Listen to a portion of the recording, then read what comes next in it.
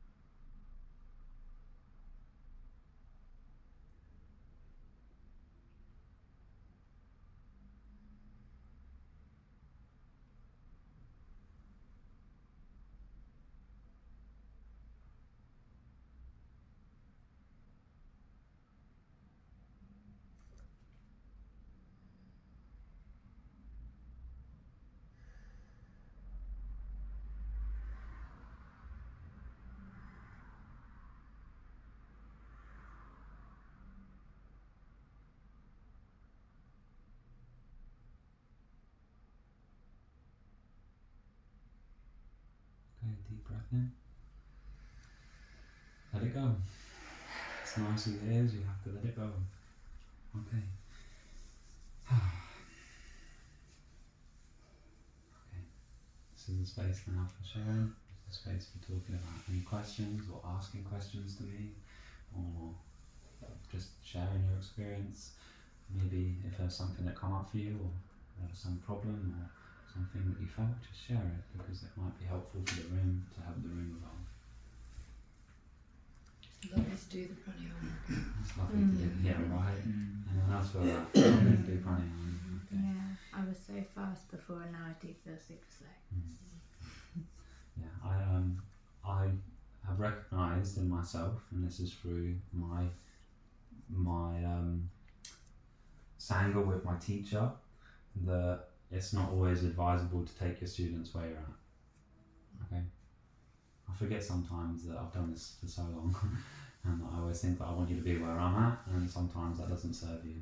So sometimes just really drilling the basics. I drilled this stuff for 10 years, daily.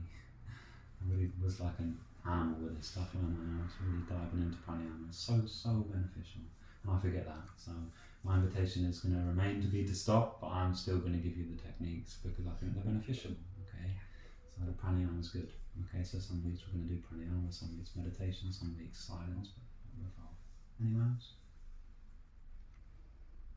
I think all those things support you at different times in your life, when you need different things. When you need stopping is necessary when you need that teaching. I think different teachings come to you in different ways.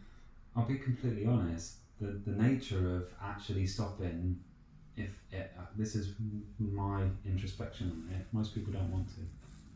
Deep down, to really, really stop to the level where you have to stop everything and let go of everything.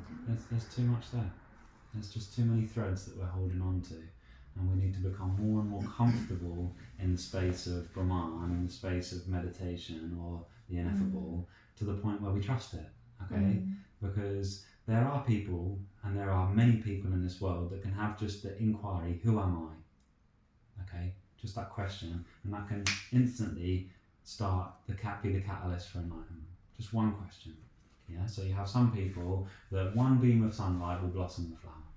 Then you have other people, you have to have the sun for a few weeks or a month and they blossom, and then you have some that are still the seeds, and you have some that are so far underneath the surface that they're going to take a long time. Everyone's going to get there, and you have to recognise where you're at in your spiritual development. Are you a deep person? Are you a profound person? Do you seem to be living on a slightly different plane of consciousness, and where would you place yourself? What is right for you at the time will be revealed to you, and this was right for you tonight because this is exactly what you got. And the invitation to stop, and so be it, was what I'm saying, is stop rejecting what is. Stop projecting the way that you're feeling each day. Stop projecting your life the way that it looks, and start loving everything for the way that it is. Start being grateful for a sad emotion. Start being grateful for the dread. Start being grateful for the pain. Start being grateful for all of it, yeah? And then what will happen is there'll be nothing that you can't remain peaceful in. That's the invitation to stop. So I think that it's a slightly different nature when we think, I don't like the way my life is and I need to find an answer. That is a false search. It's a false search. It's exhausting. And I've chased that rabbit hole for so long. That's what I'm inviting you to stop. Now, if it supports your spiritual practice, like pranayama, then fucking do it. Okay? If it supports your mind, do it. If listening to a good song is going to put you in a better mood, then bloody listen to it. I don't mind. I'm not telling you off. I'm just saying, don't get caught on the crutch of thinking you need something to become more whole, and don't chase something like enlightenment because you'll be chasing your own tail for eternity. Anyone else? I think that working together as a group in pranayama and in mantra is for me one of the most beneficial and nourishing things, because I feel that I chime with everybody else. There's a resonance amongst the group, and I feed off that. It helps me enormously. I mean, it really is so important to my practice. Yeah. So when we talked about the prerequisites for liberation, one of them was Sangha, good company, right? Yeah. It's important. important because it's a very different vibration, or it's a very, very hard a vibration to achieve on oneself. It is. It's just the truth.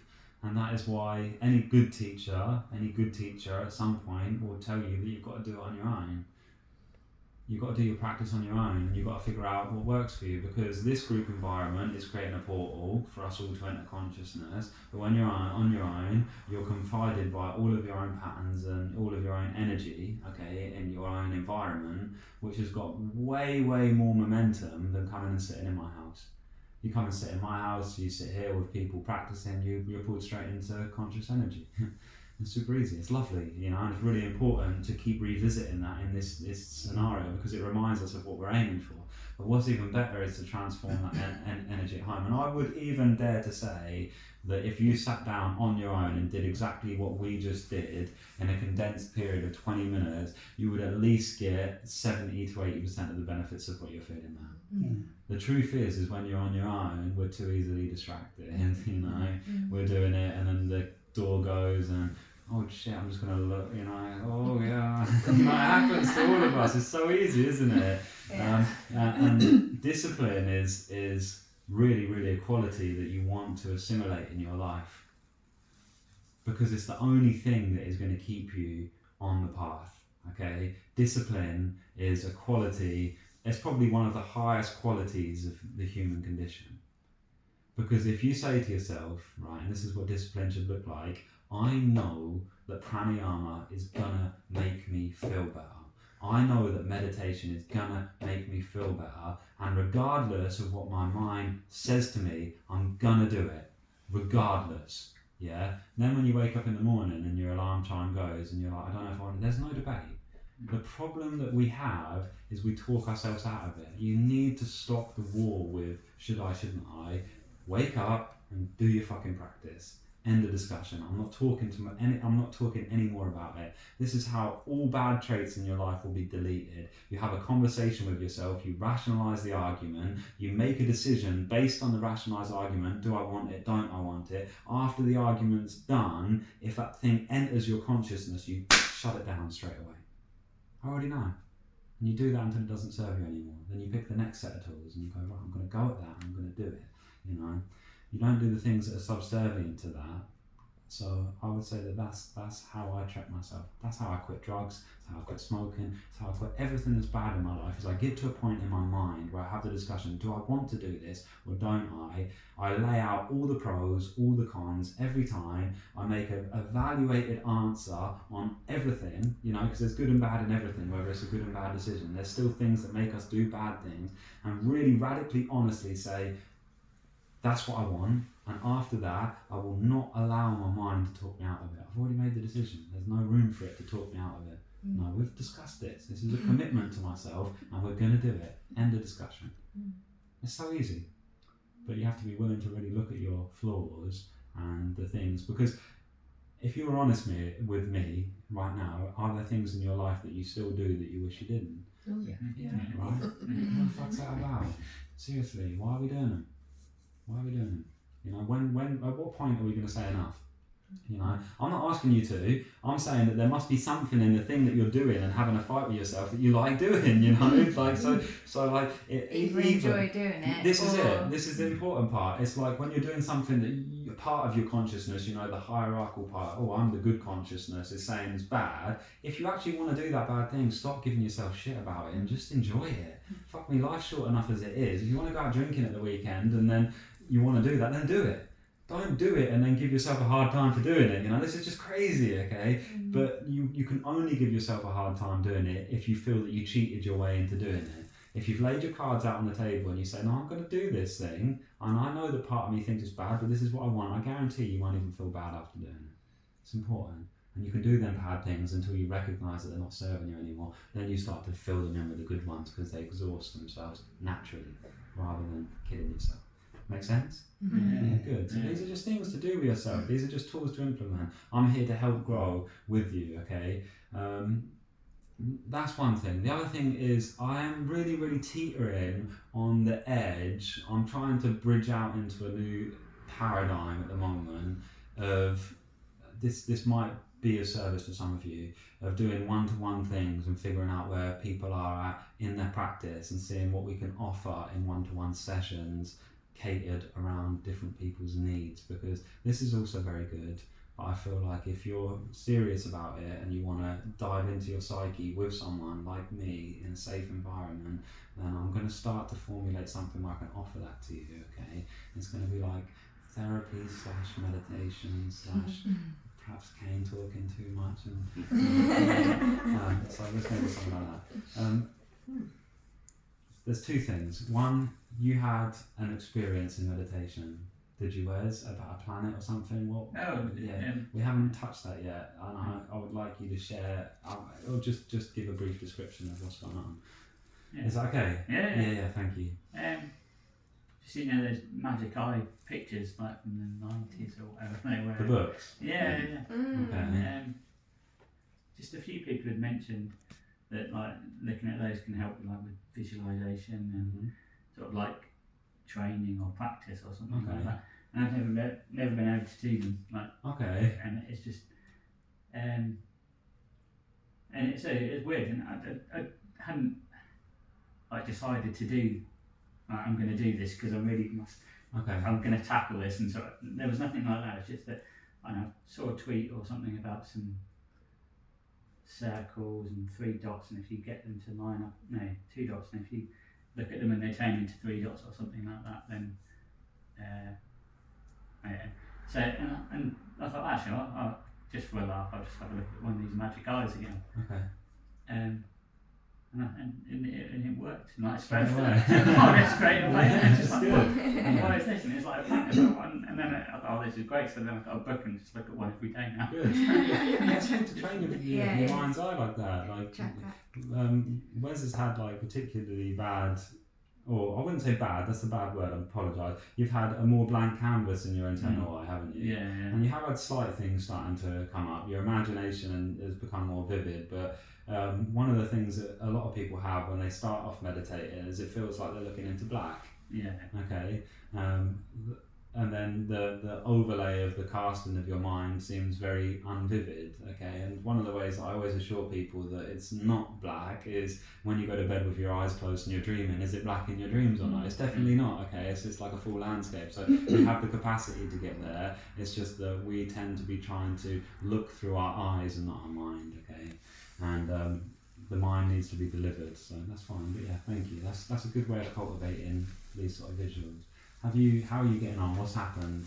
Don't even ask. I want to ask. Can I book a 10-hour one-on-one session with you, please? Okay. Yeah. I'll spend some time with you. No, I'm only messing about. I'll give you some time anyway. It's fine. Thanks. I think I just drive myself crazy with.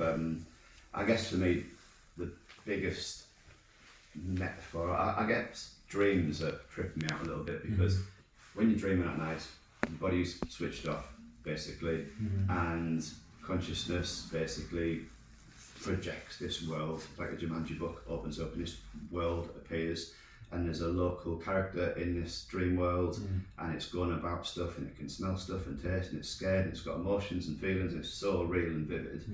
And then so I'm in these dreams in the middle of the night, and then my daughter will have a nightmare and wake up, Daddy, and I'll wake up out of my dream. But because I'm mid-dream, I remember it for ages after, and I'm like, that's so real, and like there's real people in there, and there's various characters and all the rest of it. And that to me is like, the dreams are, for me, the closest clue that we've got probably to the nature of reality. So I guess. And then we talk about being in the body, and we are Brahman incarnated in the body. Whereas me, when I go back to the dream metaphor, and like what I feel like, I don't know, like I'm not Brahman incarnated inside Lewis, and I almost like I'm the dreamer, dreaming this dream world. You're the dreamer. We're all we're all the one dreamer, experiencing this one dream world from different points of view, from dream characters. I don't know if it matters or not, but I'm constantly playing with that idea, but then I'll hear stuff about we're incarnated in the body, or there's a mind, whereas I'm trying to when I sit in the seat of consciousness, I'm not in the body, I'm like I'm the looker, looking at the body, looking at the mind. I don't know what I'm even saying. No, I don't even no. know what I'm banging on No, about. no, it's good. It's good. It just and I'm like, I'm desperate for like a visual. I mentioned it lots of times. Like, I'm quite a visual person, but then because I don't take your advice. I listen to every podcast, watch every video. I've gone back down that rabbit hole again. And then some people will say, like, think of consciousness as infinite space, and all of these forms and thoughts, whether they're mental or physical forms or whatever it is, they're arising within that physical space. But then it changes, because is it consciousness or is it being? Because I don't know if that, like if there's an invisible presence everywhere, basically, and the universe is taking place within that, it's called that invisible presence, being, whatever, and then the universe is arising within that being, and then that being is incarnating itself within each of those separate things, and then observing itself as a physical form, like the formless is observing itself as form. Is that the correct understanding, or is it literally this is one big massive dream and the formless is dreaming this? Just nice. I literally torture myself with this mental stuff like that. It's great. Yeah. It's great. It's okay. It's just fun for me to hear this, because this is just like, this is the perfect example. What do you want from it? What do you think would satisfy your mind? Do you think having an answer to that question would make you? Honestly, I do. I genuinely think that would out, because. So if I was to say to you that there is a question that is, the answer to the question is unanswerable. Okay, so you've got a question, so you've arrived, like you've got spiritual development. It's great. You've arrived at a fundamental question, which many philosophers and yogis have arrived at. This question, and you're trying to answer it from a space that cannot answer it, because the answer is direct experience. Okay, so the answer is direct experience. You're asking questions about, is experience permeating everything? Is Brahman permeating everything? Is Brahman here experiencing itself? The only way that you can answer that question is to be, is not to do. Okay, because there is in this moment, beyond doing, beyond thought, beyond intellectualizing, beyond your mind, there is in this moment an experience of being. Okay, and even me saying an experience of being takes away from what the thing is itself. Okay, and the reason that I'm inviting you to stop the mind, okay, is because the mind cannot answer the question that you've arrived at. And it's so important for you to recognize that there is no answer that can satisfy your mind, because the answer that the mind wants is not in the mind, it's beyond it. So my invitation to you to stop is to be the experience, because if Brahman is one pervading entity that is all over the universe, experiencing itself in multiplicity of forms, like this room, all one consciousness shared in different forms, then the only way that you can experience that from your current perspective is through yourself. Okay? There is no way that your mind is going to be able to figure out whether the consciousness that is within you is within me. But there is a direct experience of that when you deliver the mind. Okay? And it has to be experienced, because until it's experienced, you're going to fucking suffer. You're going to throw yourself down every rabbit hole trying to answer it. And I'm telling you now as a friend, that answer cannot be found in a book, okay? Because the book is teaching you how to swim, okay? The book is teaching you how to swim. Now, do you think if you read a textbook on how to swim and you never jumped in the water that you'd be able to swim? You wouldn't. And that's what the books are. All of the books are cast in the web to catch all of the people that are interested in enlightenment, okay? They're cast in the web, and you've been caught in the web, and you're using these things, you're using every technique and every book and every bit of information as a hopes to a means to an end, whereas a means to an end is not in the information. It's beyond it, and that has to be directly experienced. And the way that you directly experience that is to stop, is to sit down, is to be with yourself, and to keep being with yourself. And the invitation to stop has to cut deeper and deeper and deeper, and every time your mind revs up, ask what you're giving up your freedom for. And there's two ways about this. One is to ask yourself what you really want. Okay, because at the moment it sounds to me like what you really want is an answer to that question. Okay, and then you'd have to go one step further and say, if you had the answer to that question, what would that provide? Truthfully, you know, what would that provide? Peace. Okay, what would it provide? Like, you can answer that. If you, okay, so we've sat here, I've just answered a question and I've used it, and your mind goes, okay, I'm really, really happy now. What does the mind do then? What have you got? You've got. If I'm honest with you, the reason I want the answer, whether I am the one dreamer, is because I've got I've had it since the day I started with you years ago. I've still got that massive fear of death. And I think if I am the dreamer, dreaming all of this, as we all are, or as we all could be in that analogy, then I think when this body dies, I just dream a new dream. I'll have to be back here So as you're, a new so character. you're after a guarantee. Yeah, exactly. That's it. Yeah, pretty So it much. makes you feel more safe. Literally, that is what I'm after. I need my guarantee that if I fuck this one up, You know what I mean? I'm joking with you about Yeah. it, but I know there's some sincerity in what you're I'll say saying. one thing. It's very simple, but our teacher Sharon Gannon just used to say there's so much magic in the mystery. You know, sometimes not knowing is the magic of it. Yeah. It's like we don't understand how our bodies work. Like, we try to understand, but you know, we are magnificent, beautiful, magical things, and there's like beautiful, like so much beauty in like basking in this kind of huge, massive universe that's uncomprehendable and unexplainable. That's the magic, you know. That's nice, thank you. Yeah, there's a mystery in that, and just as a reflection of what you're actually saying, okay, there's two things you're going to have to make terms with. One is you're saying, I still have a fear of death, okay, and fear, okay, all fear, by the way, all fear is the fear of death, okay, and every single fear that is known to humans, whether they think it's a fear of spiders or whether they think it's a fear of something more intense, if you trace it to its seed, is a fear of death, okay, and actually, one would say it's a fear of death is only for those who don't feel like they're living fully, okay? Because someone that has got a fulfilled life and feels complete in all of their aspects of life doesn't necessarily have a fear of death anymore, because they feel fulfilled, you know, they feel like their children are safe, they've set them up, they feel like everything's good. But a fear is still a fear.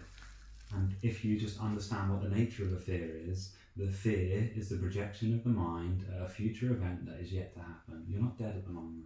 You're not dead yet, okay?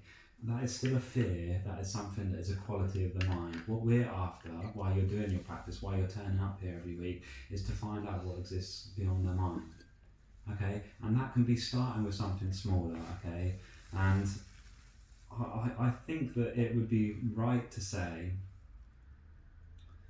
it's an irrational fear, because the one thing that I am absolutely certain of, and I've told you this before, is that the form Lewis and the body that you're in is going to die. It's going to die.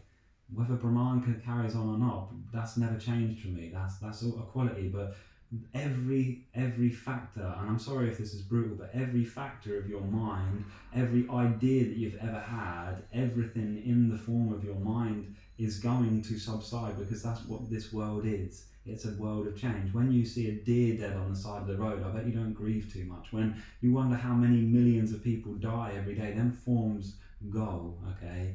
And it is just part of the cycle, and it is something that is desperately shouldn't be feared. And I would say, for me, two things that have happened to you, and I'm sorry for everyone, but this is really important for all of us to hear this. It's good information. One is you had a call into Mount Kailash, right?